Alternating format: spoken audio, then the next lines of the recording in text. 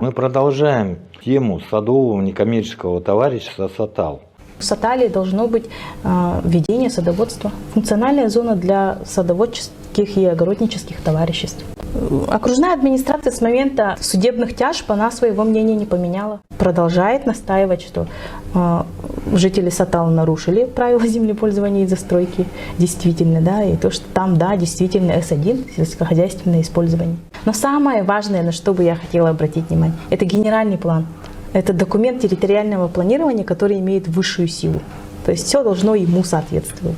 Они сами внесли изменения в генеральный план. Якутская городская дума определила функциональной зоной для Сатал зону садоводческих огороднических товариществ. Любой орган местного самоуправления должен действовать по отношению к правам своих граждан последовательно и как-то предсказуемо.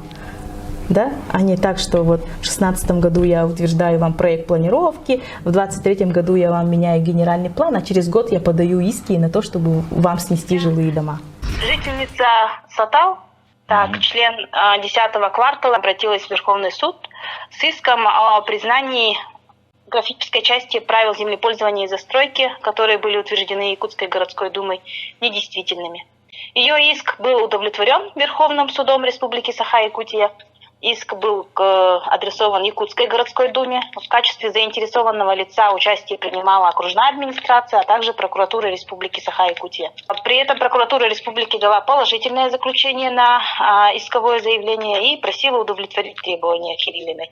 Требования Верховным судом 14 ноября были удовлетворены. Впоследствии окружная администрация, будучи заинтересованным лицом, подала апелляционную жалобу на это решение, которое вот сегодня, 20 февраля, рассмотрел 5-й апелляционный суд в городе Новосибирск. И оставил решение суда первой инстанции, именно Верховного суда Республики Саха-Якутия, в силе. Суд решил, то, что зона С1, она не соответствует для данного земельного участка. Должна быть зона С2А, скажем так. Возникает вопрос, кому нужно в данной ситуации идти в суды, если есть городская дума города Якутска?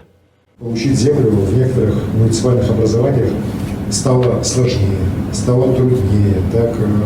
Причем, к сожалению, это тоже понятно, любой чиновник может в этой части, пользуясь, опять же, несовершенством нормативно-правовой базы, не оформлением земельных участков, барьеры выстроить выше